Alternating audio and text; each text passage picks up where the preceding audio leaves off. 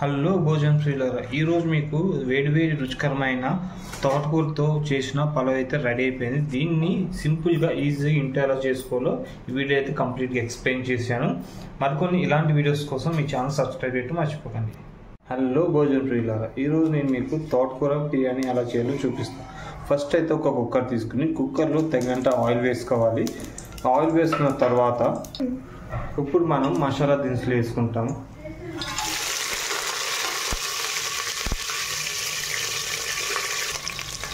బిర్యానీ ఆకు వేసుకోవాలి.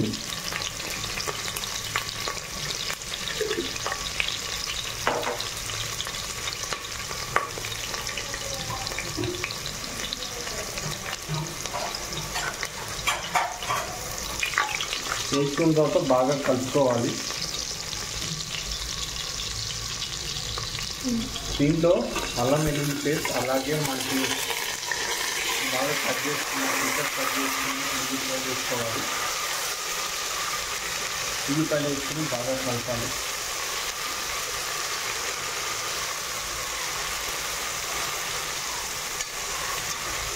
అల్లం వెల్లుల్లి పేస్ట్ ఏం లేదు, అల్లం అలాగే వెల్లుల్లి కొంచెం తీసుకుని దాంట్లో కొంచెం జీలకర్ర ధనియాలు వేసుకుని పేస్ట్ చేసుకొని ఆ పేస్ట్ అయితే దీంట్లో వేసుకోవాలి.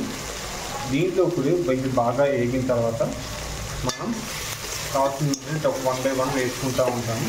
ఎప్పుడు ఇది కలుపుకుంటూ ఉండాలి, లేకపోతే కింద మాడిపోతుంది.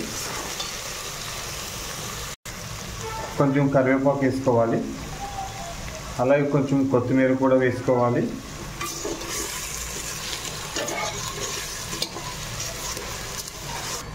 ఇప్పుడు మనం బాగా గుజ్జు చేసుకున్న టమాటా పేస్ట్ వేసుకొని బాగా కలుపుకోవాలి.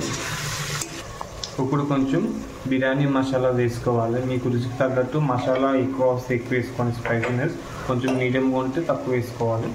అలాగే దీంట్లో కొంచెం కారం వేసుకోవాలి.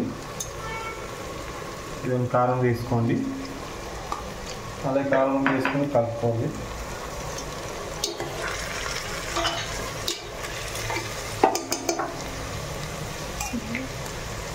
అలాగే దీంట్లో తగినంత వేసుకోండి, రుచికి తగినంత ఉప్పు అయితే వేసుకోండి.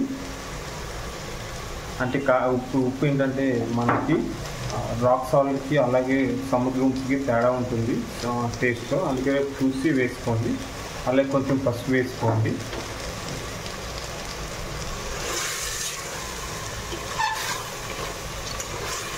మనం తోటకూర బిర్యానీ కోసం రైస్ ప్రిపేర్ చేసుకోవాలి. రైస్ ప్రిపేర్ ఎలా అంటే ఫస్ట్ రైస్ తీసుకుని సన్నటి రైస్ తీసుకుని వాష్ చేసుకోండి. వాష్ చేసుకున్న తర్వాత నీళ్ళు వడగట్టుకొని దీంట్లో కొంచెం మసాలా, ఉప్పు, కారం వేసుకుని అలా కొంచెం నూనె వేసుకుని కలుపుకొని పక్కకు పెట్టుకోవాలి.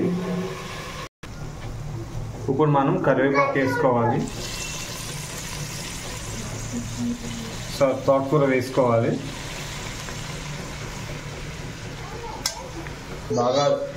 బాగా చాప్ చేసిన తోటకూర మనం గిన్నెలో వేసుకుని అది కూడా కలుపుకోవాలి.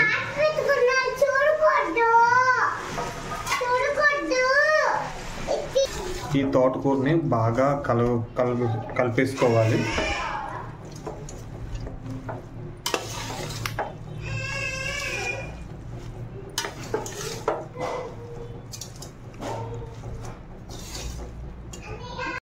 రైస్ వేసుకోవాలి.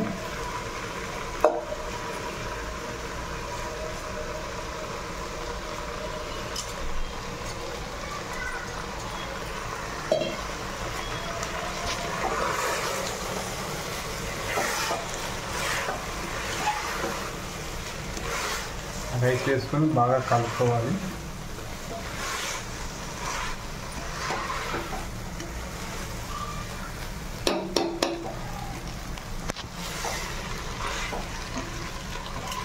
ఇప్పుడు బాగా కలుపుకున్న తర్వాత మనం దీంట్లో కొబ్బరి పాలు అనేది పోసుకుంటాం. బేసిక్ ఏంటంటే మనం నీళ్ళతో చేస్తాం పలావ్, కాకపోతే ఈరోజు ఈ పలావ్ అయితే మనకి కొబ్బరి పాలతో చేస్తాం అన్నమాట.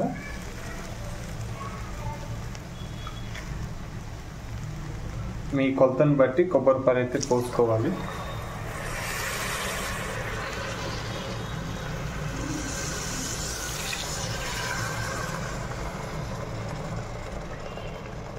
ఇప్పుడు అన్నీ కలుపుకున్న తర్వాత సరిపడే నీళ్ళు పాలు పోసుకున్న తర్వాత మనం ఏంటంటే పైన మూత పెట్టేసుకోవాలి.